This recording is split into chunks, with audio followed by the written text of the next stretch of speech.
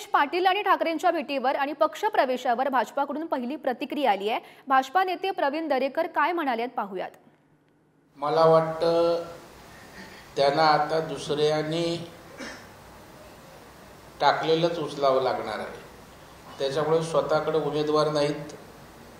जे चांगले उमेदवार होते ते सर्व एकनाथ शिंदे साहेबांसोबत गेले आणि आपण उद्धव ठाकरेंच्या उभाटा सेनेवर जर नजर टाकलीत उमेदवारांच्या तर सगळे उमेदवार आयात करून त्या ठिकाणी लढवण्याची त्यांची भूमिका आहे आणि त्यांच्यामुळे नजर ठेवू नयेत।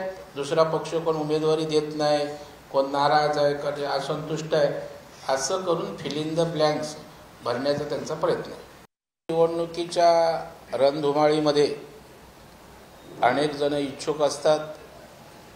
काही जण त्या ठिकाणी जागा मिळाली नाही तरी पक्षाच्या विचारधारेशी पक्षाशी एकनिष्ठ राहून त्या ठिकाणी काम करत असतात। परंतु आता एखाद्याला निवडणूकच लढवायची असेल किंवा त्या ठिकाणी आपल्याला सीट मिळाली नाही म्हणून भूमिकाच घ्यायची असेल तर अशा प्रकारची भूमिका त्या ठिकाणी अनेक लोक अनेक पक्षात घेताना दिसत आहेत आणि तशा प्रकारची भूमिका आहे की काय ही आपल्याला काही कालावधीत निश्चितपणे दिसून येईल। तर यंदा भाजपानं तिकीट कापलेल्या उन्मेष पाटील यांची राजकीय कारकीर्दही पाहूयात ग्राफिक्सच्या माध्यमातून। तर बी पॉलिटेक्निक त्यांचं शिक्षण झालेलं आहे। सुरुवातीपासूनच भाजपाचे सक्रिय सदस्य ते होते। 2014 मध्ये भाजपाकडून लोकसभेचं त्यांना तिकीट मिळालं।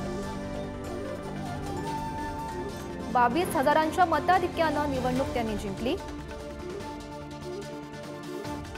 2019 मध्ये 4,11,000 मतांनी त्यांचा दणदणीत विजय सुद्धा झाला।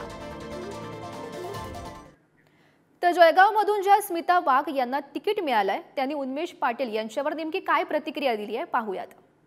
2019ला ज्यावेळेला माझं तिकीट कापलं गेलं होतं त्यावेळेला उन्मेष दादांना भारतीय जनता पार्टीकडून तिकीट दिलं गेलं होतं। त्यावेळेला त्यांच्या पाठीमागे ही बहीण खंबीरपणे उभी होती आणि त्यावेळेला त्यांना प्रचंड मताधिक्याने आम्ही सगळ्यांनी मिळून नेत्यांनी मिळून सगळ्यांनी निवडून दिलं होतं आणि मला पूर्णपणे आजही विश्वास आहे की दादा असं काही पाऊल उचलणार नाही। आज त्यांची बहीण उभी आहे, या बहिणीच्या पाठीमागं हा माझा भाऊ खंबीरपणे उभा आहे। मला तर काही अजून माहिती नाही आहे पण मला विश्वास अजून हाच आहे की दादा माझ्या पाठीमागं उभं राहतील। भारतीय जनता पार्टीचं केडर जे आहे त्याच्यात मुशीमध्ये तयार झालेला माणूस सहजासहजी विचारशी प्रतारणा करत नाही, तत्वाशी तडजोड करण्याची पद्धत नसते, तत्वाशी तडजोड होत नाही आणि मला विश्वास आहे की असं काही घडणार नाही।